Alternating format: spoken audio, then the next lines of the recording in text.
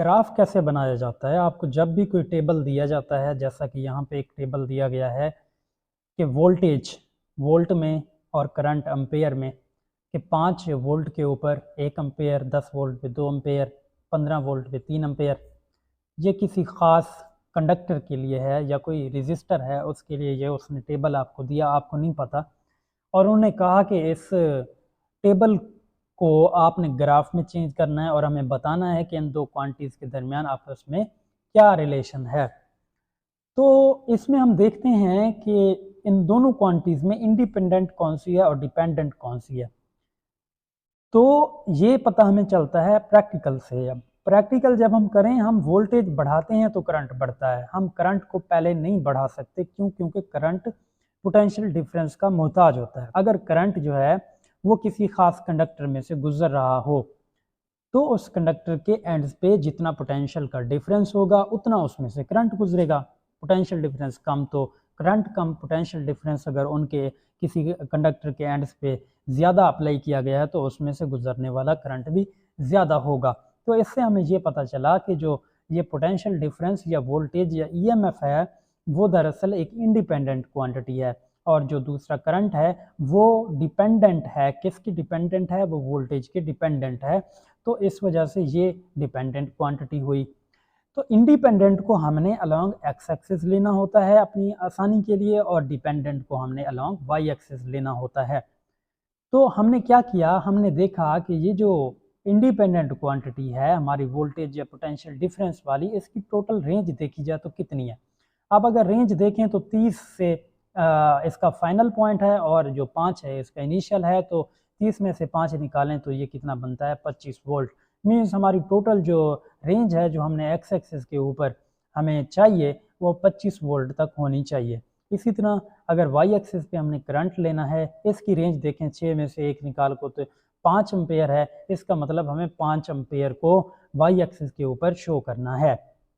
अब मैंने ग्राफ जो है इस तरह इधर क्यों बना दिया, जबकि ये ग्राफ पेपर ख़ास तौर पे हमारा होता है और उसको मैं पेज पे भी तो बना सकता था जिस पे छोटे और बड़े बॉक्सेस होते हैं, लेकिन मैंने इस तरह का एक कॉलम और रोज़ ली और इनके ऊपर मैंने ग्राफ बनाया। वो इसलिए ताकि आपको पता हो कि ग्राफ जो है दो क्वांटिटीज़ के दरमियान वो कहीं पे भी बनाया जा सकता है, चाहे बॉक्सेस जैसे भी हों। हाँ, वो रेगुलर बॉक्सेस हों, मीन्स कि उसमें कोई इस तरह ना हो कि एक बॉक्स छोटा हो एक बॉक्स बड़ा हो।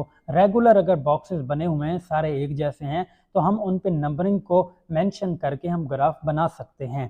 तो यहाँ पे देखें, हमने एक्स एक्सिस के ऊपर जो है वो वोल्टेज लिया और 0 इसको हमने ओरिजिन माना ये कि एक्स एक्सिस पे ये 0 वोल्ट है। इसी तरह एक बॉक्स को हमने 5 वोल्ट कह दिया, ये 2 बॉक्स 10 वोल्ट हुआ, तीसरा शामिल हुआ तो 15 वोल्ट। हर एक बॉक्स को हमने 5 वोल्ट का मेंशन कर दिया कि along voltage axis one box किसके इक्वल है? 5 वोल्ट के इक्वल है। इसी तरह वाई एक्सिस के ऊपर हमने मेंशन किया कि वाई एक्सिस पे हर एक बॉक्स किसके इक्वल है? Along current axis one box is equal to 1 ampere. एक बॉक्स का मतलब 1 एम्पेयर है। जब हमने ऐसे किया, हमने देखा कि यहाँ पे इस एक्स एक्सिस के ऊपर तो चलो ठीक है, 0 से 30 तक पूरे बॉक्सेस मौजूद हैं, इसका इस पॉइंट को भी हम मेंशन कर सकते हैं। लेकिन वाई एक्सिस पे अगर देखें या करंट एक्सिस पे देखें तो 5 बॉक्सेस हैं, जबकि हमने रीडिंग जो है 1 2 3 4 5 6 रीडिंग्स हमने लेनी है। तो यहाँ पे बॉक्सेस नहीं थे। अब अगर मैं चाहता तो इसको कम भी कर सकता था, 1 एम्पेयर की बजाय हाफ ऑफ एम्पेयर भी मेरी मर्जी है, मैं कर सकता हूँ, लेकिन मैंने ऐसे नहीं किया। तो ये जो पॉइंट है वो हमारे पास नहीं आ पाया। किसकी वजह से? इस करंट एक्सिस की लिमिटेशन की वजह से, क्योंकि इसमें आगे बॉक्स नहीं है। लेकिन इधर से भी अगर आप देखें तो आपको पता चल रहा है कि इन दो क्वांटिटीज़ के दरमियान में कौन सा रिलेशन है? ये लीनियर रिलेशन है। दोनों क्वांटिटीज़ डायरेक्टली प्रोपोर्शनल हैं। तो हम रिज़ल्ट क्या निकालेंगे? हम रिज़ल्ट निकालेंगे graph is linear means current and voltage are directly proportional, means कि जो भी कंडक्टर इस्तेमाल किया गया है या जिसमें से भी जो है करंट गुजरता है और जिस पे हम वोल्टेज अप्लाई करते हैं वो चीज़ दरअसल ओहमिक सब्सटेंस है। ये हमारा रिजल्ट होगा। अब अगर यहाँ पे देखें तो इस एक्सिस में लिमिटेशन की वजह से हमने ये पॉइंट हासिल नहीं किया। लेकिन आप एक्स एक्सिस के ऊपर भी अगर स्पेस कम हो, बॉक्सेस कम हो, तो स्केल छोटा कर लें। इसी तरह वाई एक्सिस पे भी हमें चाहिए था कि हम स्केल को छोटा कर लेते और पूरे के पूरे पॉइंट्स जो है वो इस ग्राफ के ऊपर लोकेट हो जाते, लेकिन हम ऐसा नहीं कर पाए। हम नेक्स्ट ग्राफ में थोड़ा सा देखते हैं। अगर आप यहाँ पे देखें तो ये बिल्कुल वही टेबल है, सेम टेबल है वोल्टेज और करंट के दरमियान में, लेकिन हम ग्राफ में थोड़ी सी तब्दीली करेंगे। हम डिवीजन जो करनी है उसमें थोड़ी चेंजिंग करेंगे ताकि हमारे सारे पॉइंट्स जो है वो आ जाएं। तो अलॉन्ग वोल्टेज एक्सेस हमने एक बॉक्स को 4 वोल्ट का कर दिया।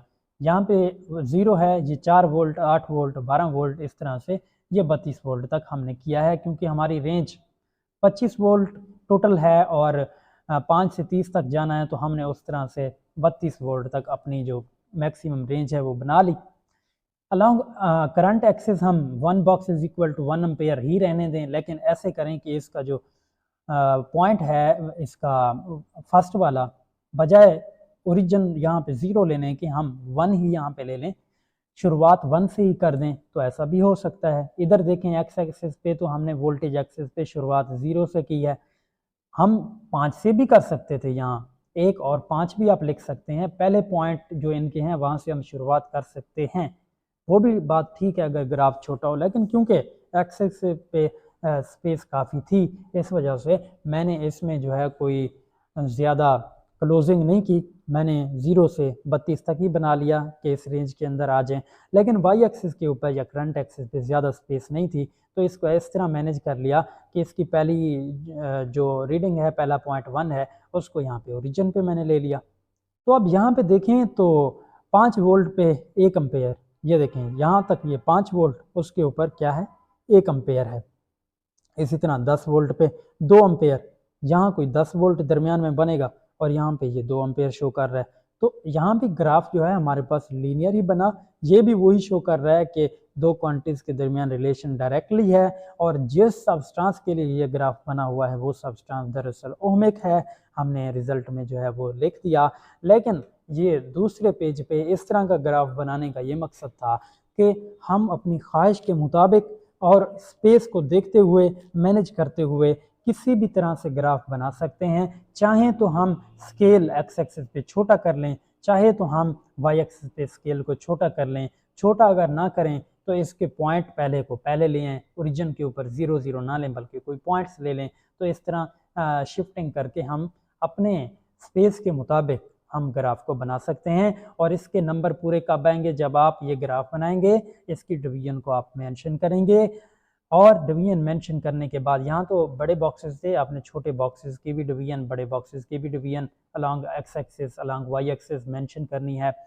और रिज़ल्ट जो है कंक्लूजन वो आपने लिखना है कि इन दोनों क्वांटिटीज़ के दरमियान आखिर रिलेशन कैसा है। यहाँ पे क्योंकि डायरेक्टली था तो डायरेक्टली लिखा, ये रिलेशन डिफरेंट भी हो सकता है। ये अगर लाइन यहाँ से यहाँ तक आती, कहाँ से, इस 6 से 16 तक फ़र्ज़ कर लें आती, तो ये जो रिलेशन है फिर दो क्वांटिटीज़ के दरमियान इन्वर्सली होता। और अगर ये लाइन जो है वो सीधी ऐसे चली जाती तो इनके दरमियान जो रिलेशन है वो कांस्टेंट का होता, कि एक ही वैल्यू है जो कि 5 एम्पेयर है, हर वोल्टेज पे वही रह रही है कांस्टेंट। तो डिफरेंट ग्राफ का डिफरेंट मतलब होता है, वो आप लोगों ने खुद समझना है। तो जो भी मतलब होता है आपने वो रिज़ल्ट में लिखना है, तो आपके नंबर पूरे आ जाएंगे।